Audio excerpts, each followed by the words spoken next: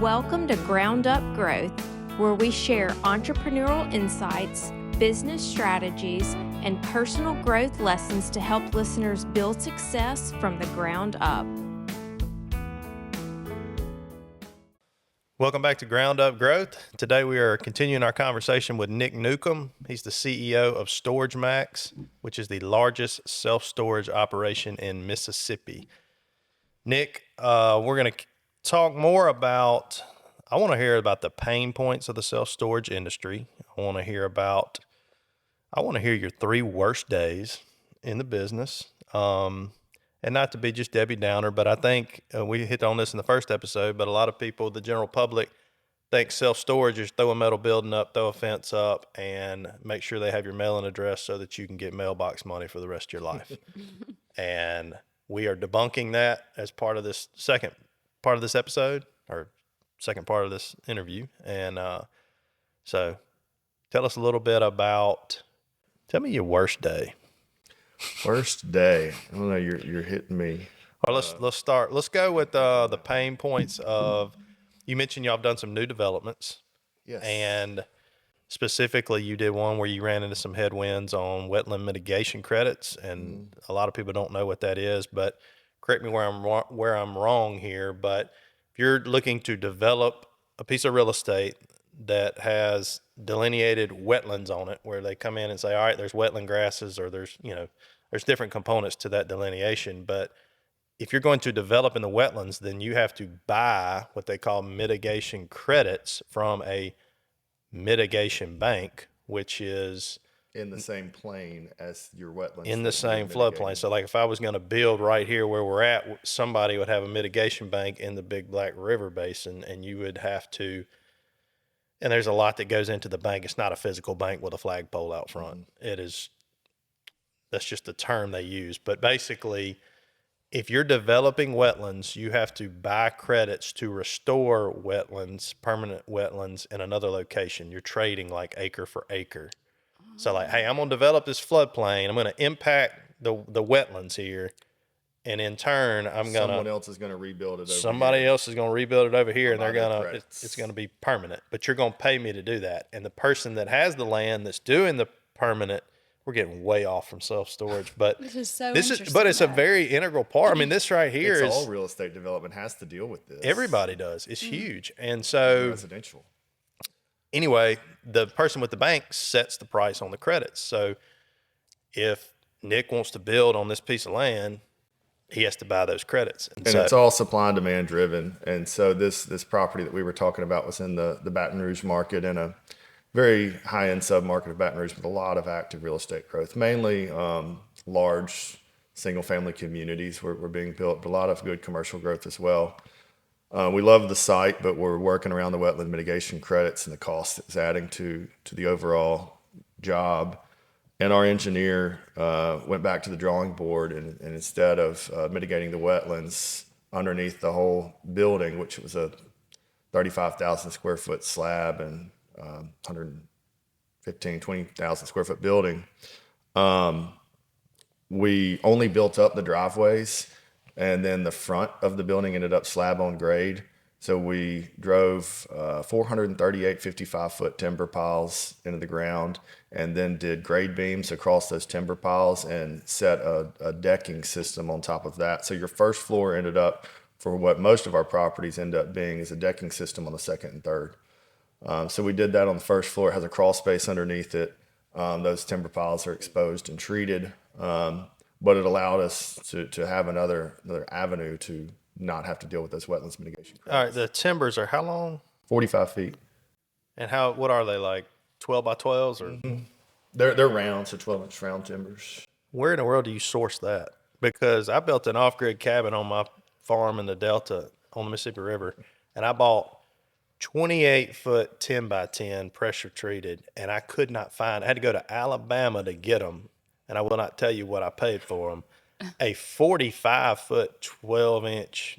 This was 2019, so maybe it was a little easier back then. But you go to like the Sequoia National Forest. I mean, it's a very common construction practice in Louisiana that we didn't know about. That was going to be my next question, because the engineering very interesting to see. We had to get seismic monitoring on 3 sides of the property because we had to make sure that it wasn't going to mess up anyone else's slabs elevations. And so when they're pounding those into the ground, Right. we had someone monitoring the goodness. seismic pressure and just making sure that it wasn't too rough on the surrounding businesses that were right My across. goodness. You mentioned earlier, maybe in the first episode, that y'all love high barrier for entry. I'm going to say this checks that box. That does for development. We like to work with communities and markets where, we make sure that we're going to be an integral part of the community. But, for us, it also helps in our development mind that not everyone's going to go through some of the pain points that we do. Right. They're going to give up. White flag. Buckstat's always been a tough community around here to develop in. And when we knew that we needed a second facility there, before we even went to the board, and this was before it was a city, so the mayor, we were just going to the Madison County Board. We knew who the players were in that market, who went to all the planning and zoning meetings and conveyed stuff to the local community. So we set up a community coffee session and brought out breakfast and invited the community in. We showed them renderings of what we wanted to build, and we invited feedback.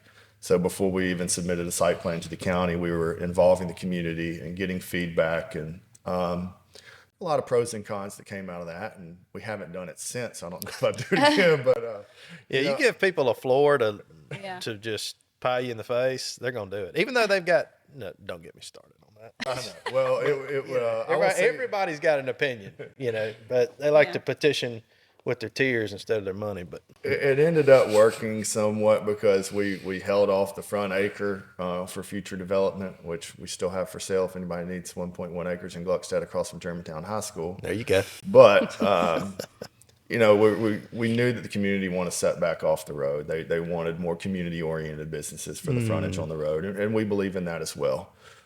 So it allowed us to take that feedback, put it into our site plan, then go to the city, and as long as we followed what we said we were going to do, which is one of the things we always try to stand by, the community didn't show up in major disapproval. Yeah. Worked. Yeah, but there's definitely headwinds involved with that part. So, what about, I've always been curious, just the headaches, man. Like, you got that many locations, you got that many employees. People tearing stuff up, hitting the gate. I know you got filters in place to kind of help some of that, but is it just nonstop? We're a pretty, I say lean team, even though we're at 50 people. But as far as layers, there's not as many layers as maybe it needs to be. I talk to a lot of our property managers every day, and I'm very hands-on with all of that. So, no, you're right. It's always someone not only hitting the gate or the operator or the sign, but the building and running through the building and damaging trim doors or units, or on a high traffic corridor. Just last Sunday, a tire came off a big truck and rolled up, and I don't know even how it happened, but my manager sent me a picture, and there's a tire on the ground next to her vehicle, and it hit the gutter on top of the building.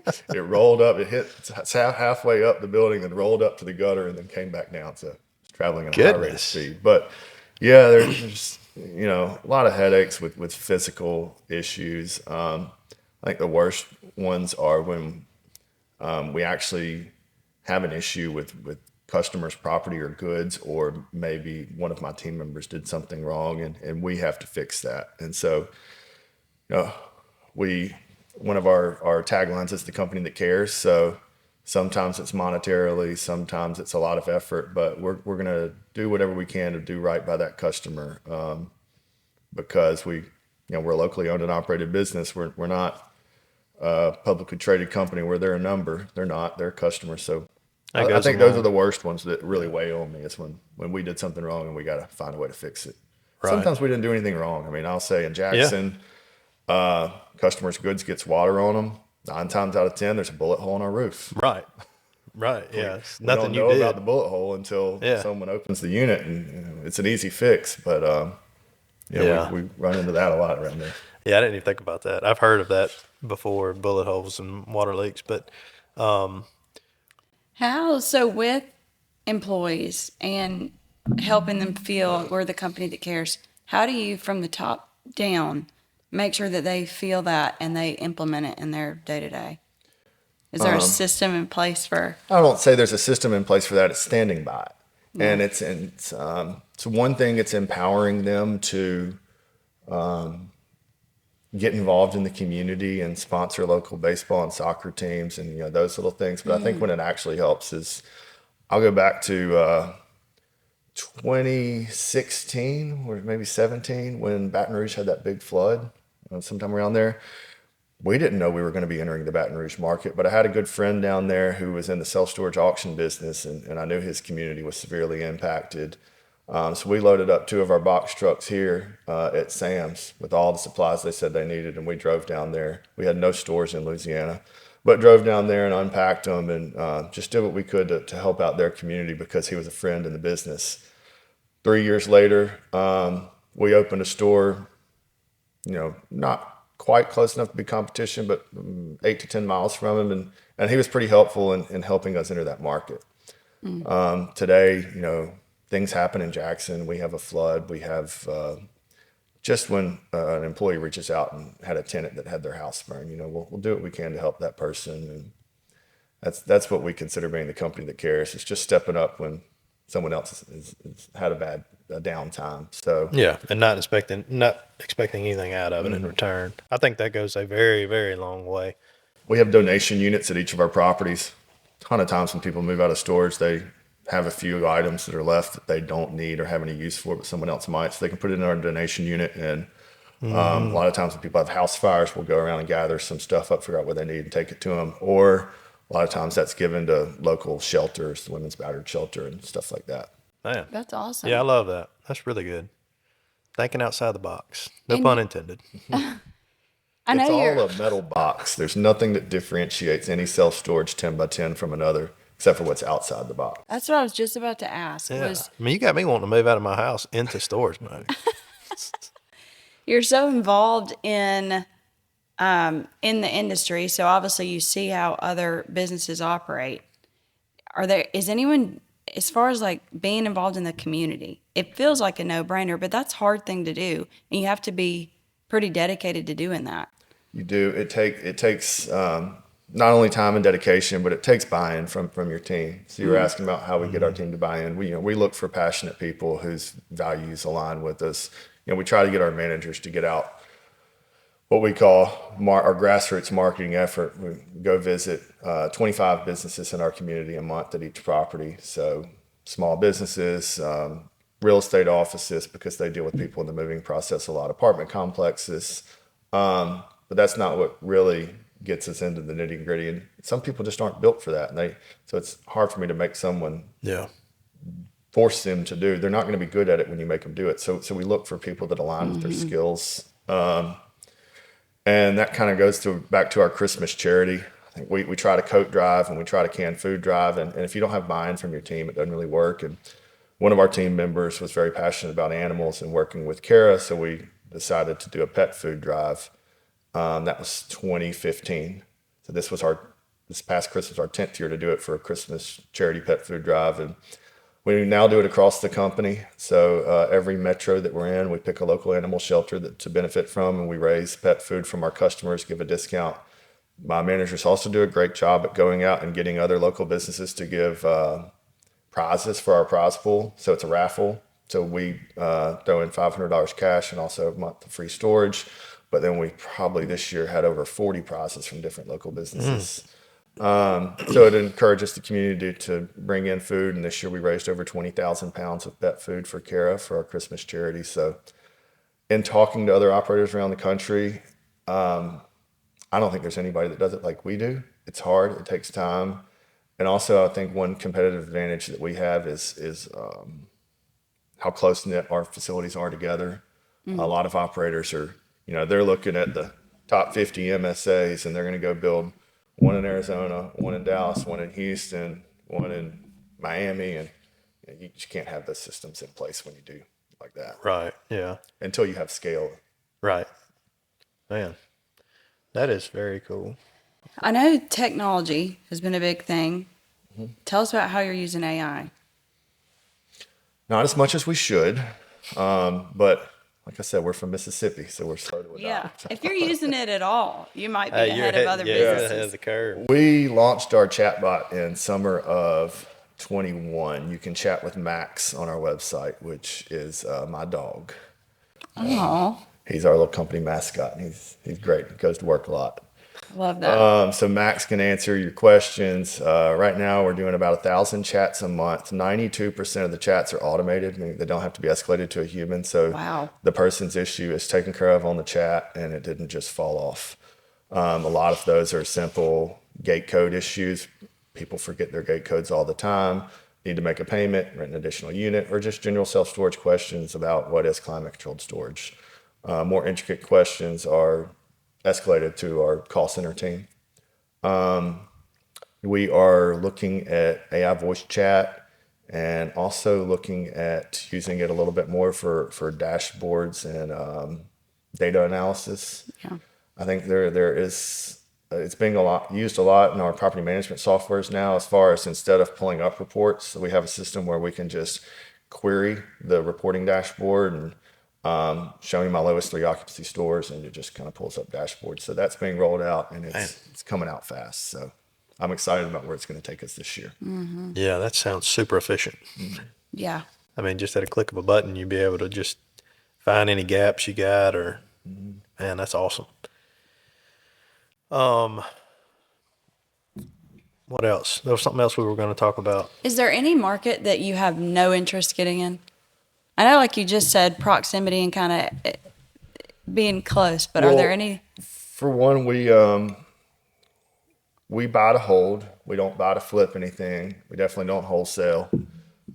So we want to make sure that we're in a market that we feel good, not only in about 10 years, but what's this market going to look like for the next generation of our family as well? It's huge. So extremely long-term look on things. So yes, I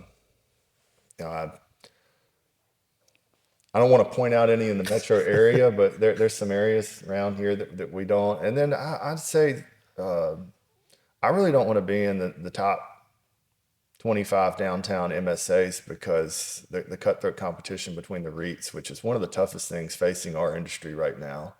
Explain what a REIT is to our listeners. It's a real estate investment trust. Basically, it's a publicly traded real estate company. They have them in most all asset classes. In self-storage, we have 5 of them. The 2 biggest being Extra Space Storage and Life Storage. Am I allowed to say names? Sure. They're great companies. I love them. They're progressing a lot. But one of the toughest things that we're facing, COVID market for us, when the housing market takes off, a lot of our business is driven by the housing demand. So when the housing market really takes off, it pushes our business. Occupancies grew.